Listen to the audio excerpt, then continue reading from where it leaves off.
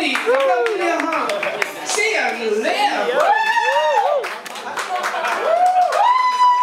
Hello, maraming salamat for coming. Guys, sabihin ko lang, ano tayo, trending number 9, Philippines. Last time I checked, so baka ngayon umangat na. Hopefully umangat na. So yun, thank you so much. Maraming salamat, Star Records. This is the second album na nilabas namin. Ang alam ko kasi yung first, ito mo talaga sisimulan eh. Alam ko yung first platinum na eh. Yung award na nakihintay. Hindi. Wala pang final na sinasabi. But ako lang, self-proclaimed. Ayan, so maraming salamat sa inyong lahat. Thank you for giving your time. And thank you for coming din sa press con. Maraming salamat. Ayan, sige. Pwede ka maupo. Ayan. And syempre, we would like to acknowledge the executives of Star Records. Kasama po natin si Sir Jonathan Manalo, si Mr. Rock Santos, and si Sir Joel Ramos. Ayan. Sir John, makakasagot kung platinum na, no? Yes. Sir John, would you like to give any statement or validation? Malapit na, yan. Malapit na mag-platinum. Yan. Congratulations, Ian. All the best. Okay, for our first question, ang unang magtatanong ay si Manay Ethel. Woohoo! Love you, Manay. Malapit. Siya? Yung Manay Ethel. Paano wala? Palapitin na.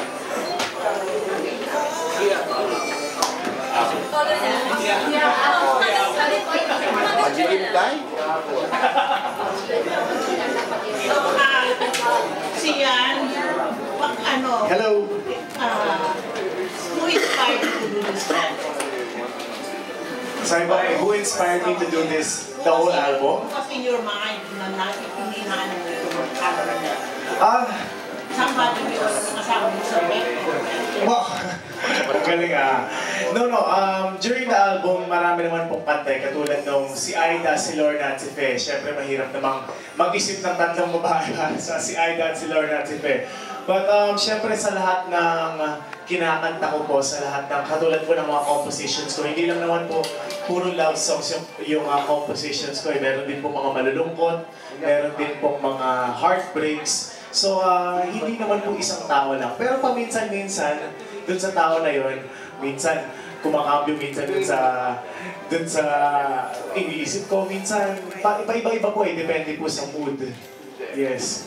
Kung ano man pong genre or depende rin po sa lyrics. Paano mo pinag-aaralan yung bawat songs before you write? Nung binigay po yung mga list of songs na gagawin ko, kasi po dito sa album na to, mostly originals sa Excal 2. So bali, isa lang po yung cover na ginawa namin. Nung pinasend po sa akin ni Sir Rock at ni Jonathan yung list. Bali, yung si Aida, si Lorna at si Fe, medyo familiar na po. Tapos yung mga original songs composed, pinag-aralan ko po. Sabi nga po nila, Sir Jonathan, magaling makinig si Sian. Wow, thank you.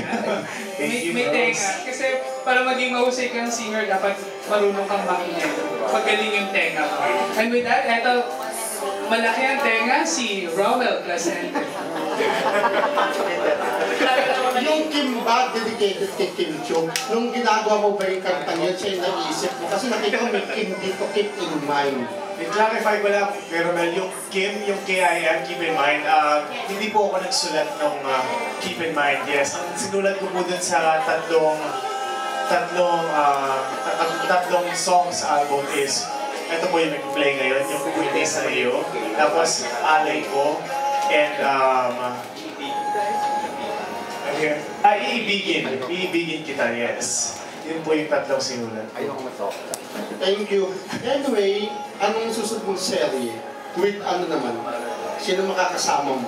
So far po yung nasabi sa akin nung contract signing ko with Star Cinema, with Star Creatives po siya. And from Tita Malu mismo, sabi niya, banggitin ko na daw, okay naman po, it's safe to say na makakasama ko naman daw po si Jessie for the next teleserye. Sabi po, sa huli ko pong pagkakaalam. Good luck. Give me just a penny or the juice. Thank you, Romel. And then, mamaya, malay mo,